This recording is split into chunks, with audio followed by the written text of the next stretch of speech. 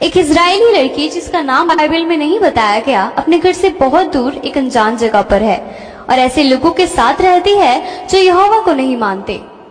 उसे सेनापति नामान के घर काम करने के लिए जबरदस्ती ले जाया गया था। वह उस घर में नौकरानी थी और उसका काम बहुत ज्यादा कठिन था। नामान बहुत ही ताकतवर था, वो किसी से नहीं डरता था। उसने युद्ध में कई दुश्मनों को हराया था, पर अब वो बीमार है। उसकी बीमारी एक ऐसी दुश्मन थी जिसे वो हरा नहीं पा रहा था।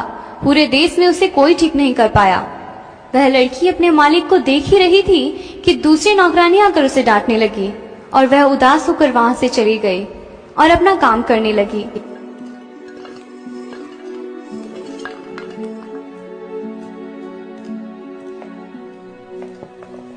मालिक बहुत बीमार है। अब वो ठीक नहीं हो सकते। कोई भी देवता उन्हें ठीक नहीं कर पाया है। पर परमेश्वर यहोवा कर सकता। क्या कहा? यहोवा।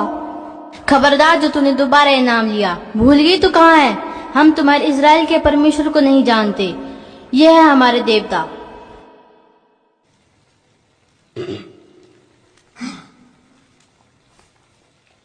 मैं तो बस ये बोल रही थी कि यहाँ पे ये बातें मत किया कर।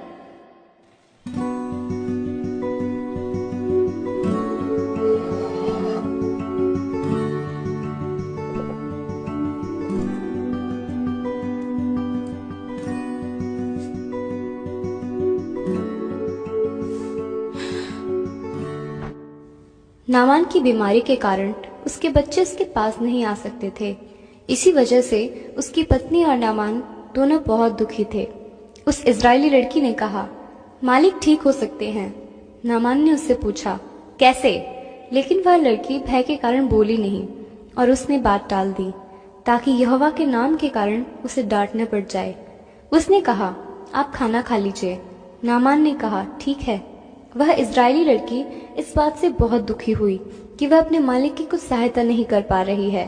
उसने परमेश्वर से इस विषय में प्रार्थना की कि वह उसकी सहायता करे और उसको हिम्मत दे। उसने परमेश्वर से कहा, हे परमेश्वर, यहाँ कोई नहीं चाहता कि मैं आपके विषय में कोई भी बात करूं। मुझे पता है कि आप मेरे मालिक को ठीक कर सकते हैं।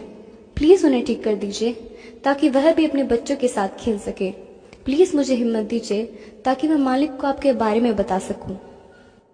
अगले दिन वह लड़की अपनी मालकिन के पास गई और हिम्मत करके उनसे कहा, मुझे पता है मालिक को कौन ठीक कर सकता है। मालकिन ने कहा, कौन? वह लड़की बोली, यहोवा, इजराइल का परमेश्वर, मेरा परमेश्वर। यहोवा का भविष्यवक्ता उन्हें ठीक कर सकता है। मालिक को उनके पास जाना चाहिए। नामान की पत्नी ने थोड़ा विचार किया और हामी भर दी। इजरायली लड़की ने परमेश्वर का धन्यवाद दिया और नामान इजराइल के लिए निकल पड़ा।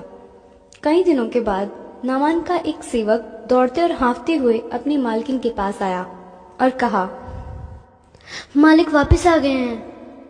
जब वह वापस आ गए तो उसकी पत्नी और उसके बच्चे बहुत खुश हुए और नामान ने कहा, मैं ठीक हो गया। उसके बच्चों ने उससे पूछा, क्या हम आपके पास आ सकते हैं? नामान ने कहा, हाँ मेरे बच्चों, आ जाओ। और नामान ने अपने बच्चों को गले लगा लिया। उसकी बेटी ने कहा, पापा, मुझे आपकी बहुत याद आ रही थी। फिर नामान ने अपने बच्चों को गले लगाकर बहुत प्यार किया।